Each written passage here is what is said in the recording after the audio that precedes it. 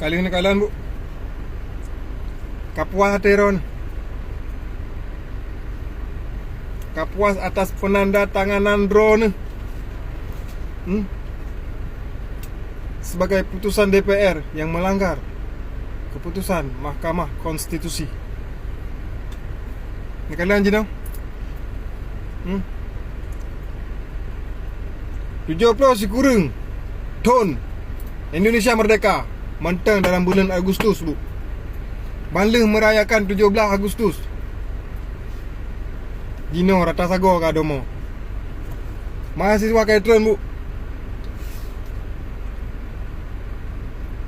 Karena memang nyan kan sebuah keputusan yang betul. Wajar orang wanyo jegal katanya. Tapi kamu dia cahino menyesal tak ke drone bu? Bukan menyesal. Karena drone adalah perwakilan dari kamu.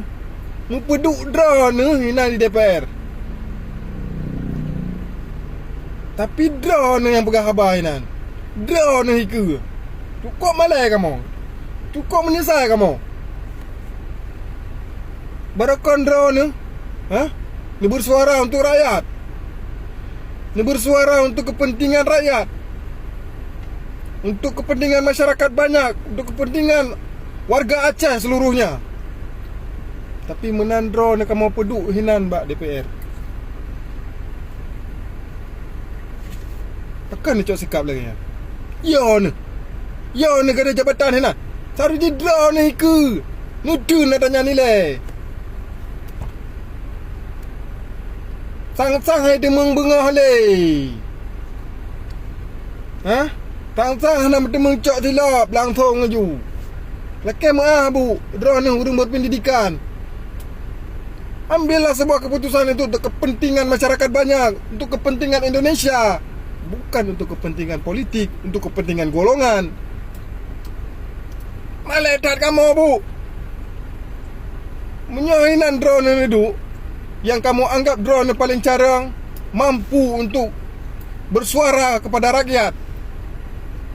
Tapi menyolagian drone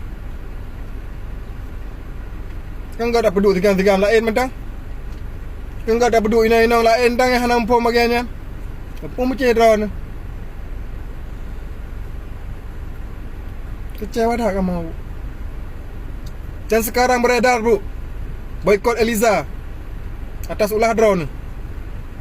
Kan salah kamu bu. Nyan ungkapan kekecewaan kamu bu ke drone.